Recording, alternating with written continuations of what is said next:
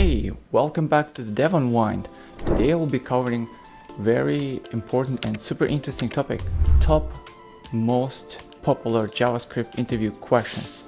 Whether you're just a beginner and you're starting your preparation for your first interview, or you're just coming back to brush up your interview skills, this is exactly the video where I will give most popular questions and exactly explanation and answers to them. So without further ado, let's dive in.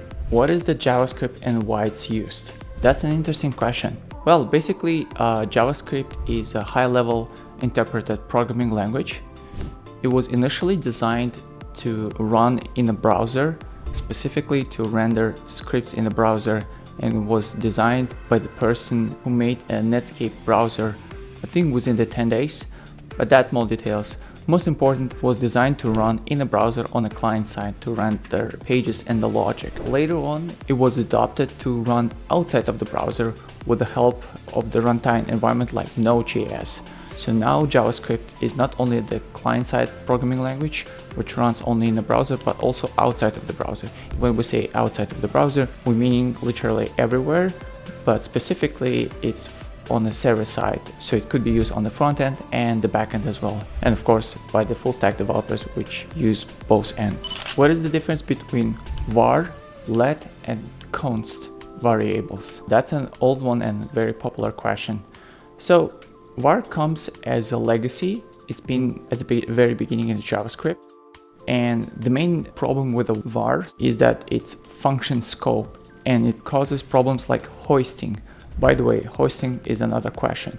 So with the introduction of the ES6, which is short for the ECMAScript and 6th version. By the way, it's a main version when it came and introduced a lot of the changes to the JavaScript and became modern JavaScript as we know it. So whenever you have questions like, do you know ES6? It means ES6 plus. And ES6, it's ECMAScript 2015. So it's introduced let and const. Both let and const limit the scope within the code blocks, so it's limited more than the var, and of course makes way less bugs. What is the difference between let and const?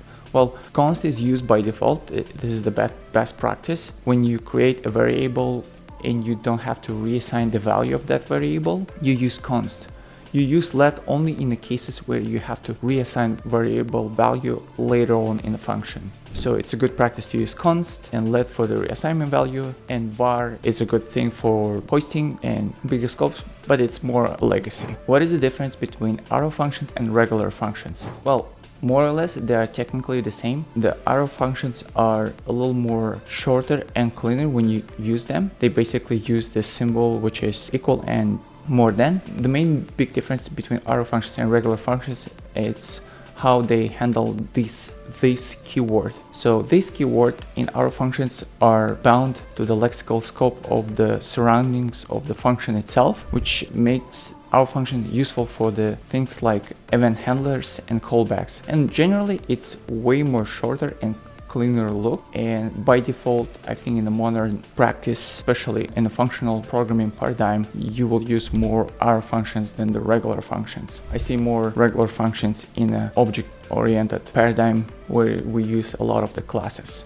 Explain the closure concept in a JavaScript. So closures are an important question and it's asked very frequently, so it's important to understand them. The main concept is the closure when you have one function and you have another smaller function within that parent function, a children. So when parent function has been executed and returned the value, even though the inner function still has access to variable scope of the parent function, its ability of the inner function to have access to variable scope of the outer function, even though the outer function is completed and returned the value. You can think of the closure is sort of like a backpack of the variable items, which your smaller function, inner function, keeps it with them, even though it's not directly related. I suggest if you feel uncomfortable with this question, maybe deep dive more in examples with the code, because you have to be really comfortable with that one to explain it and remember it as well. And of course,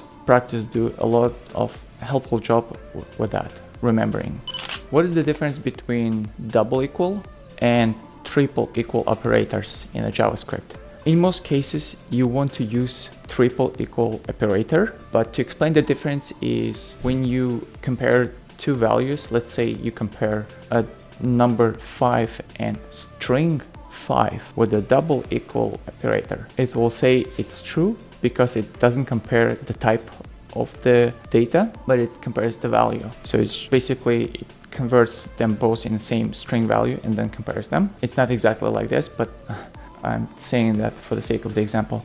But if you do that same with a triple equal operator, number 5 to the string 5, then it will return false Boolean value because it compares data type. But if it's a digit 5 number to the digit 5, then it will be true with a triple equal operator. And in most cases, you usually use triple equal operator. That's the best practice. What is the promise in JavaScript?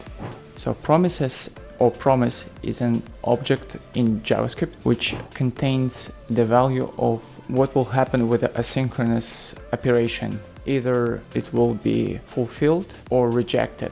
So promises is another way to handle asynchronous operations in JavaScript instead of the callbacks. The callbacks is like .then. Promises have three main states: is pending when it's initially started, then it could be fulfilled when it's actually completed and return the value, or could be rejected, so fail to return the value. Yeah, so promises is just a cleaner way to work with asynchronous code instead of the callbacks, and it's more manageable, and it came a little later than the callbacks to the JavaScript. And yeah, that's just one of the way to handle asynchronous code. What is the event loop in JavaScript? So event loop is the process responsible for managing asynchronous code in JavaScript, like set timeout, promises, or event handlers. And the main idea is that event loop is working between a call stack and task queue. And when the call stack is empty, it picks up first from the task queue and executes it.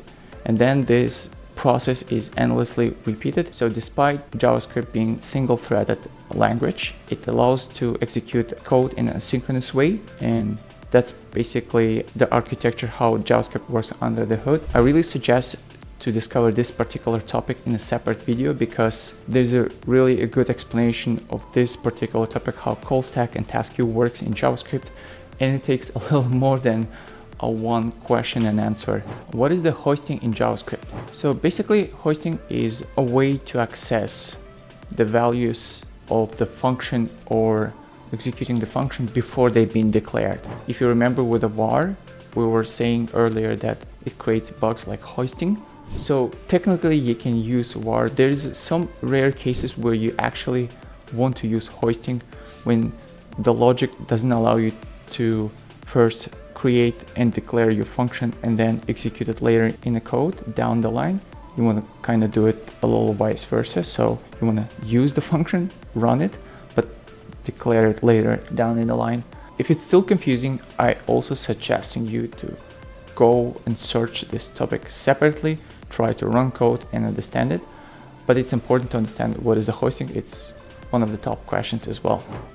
What is the call, apply, and bind methods or functions in JavaScript? Call, apply, and bind actually methods to manipulate how this keyword works in JavaScript. Call is used to run the function with a specific given this value and arguments provided individually. Apply is used same as call, but your arguments added as an array. And bind returns a completely new function with a given this to value to this keyword, and arguments are permanently bound to this function. And if you feel uncomfortable explaining or understanding these methods, I suggest you to go over them separately because it's even complicated for me to explain them. Yeah, it's just not that easy topics, especially if you're just beginning. All right. That should be an end. Of course, this is not a complete set of questions. It's not like if you know these questions for sure, you will be mastering every JavaScript interview. No, it's not true. You will be given a different questions and you will be tested how deep is your knowledge in the practice, what you have done. But believe me, every big journey starts with the small things, and start with this. This is the most popular. If you know them, it will be easier for you to remember and understand other questions from your practice. But it's important, even for me, explaining this in a proper way. I had to have some notes and read them through, because it's one thing to know how they work in practice. It's another thing to explain this concept to another person. So if you're experienced or you're not, preparing and brushing up your skills before the interview, especially with the popular questions, it's very important, so you will not fail yourself. Even though you know how the thing works, you know how to run this code, but you fail to explain that will just give you a little less points on the interview. I don't want that for you. Nobody wants that for you. I want you to succeed on your interviews. So good luck on your interviews. And if you feel this was useful, consider leaving a like, leave a comment. What do you think about this video, or what do you want to hear more? Maybe what is other top questions, interview questions on the JavaScript topic, which I didn't cover here, and maybe you want to share with somebody else, and I will cover that later. But consider subscribing to the Dev Unwind if you want to hear more on programming in general or programming for the beginners. So I see you next time. Thank you. Bye.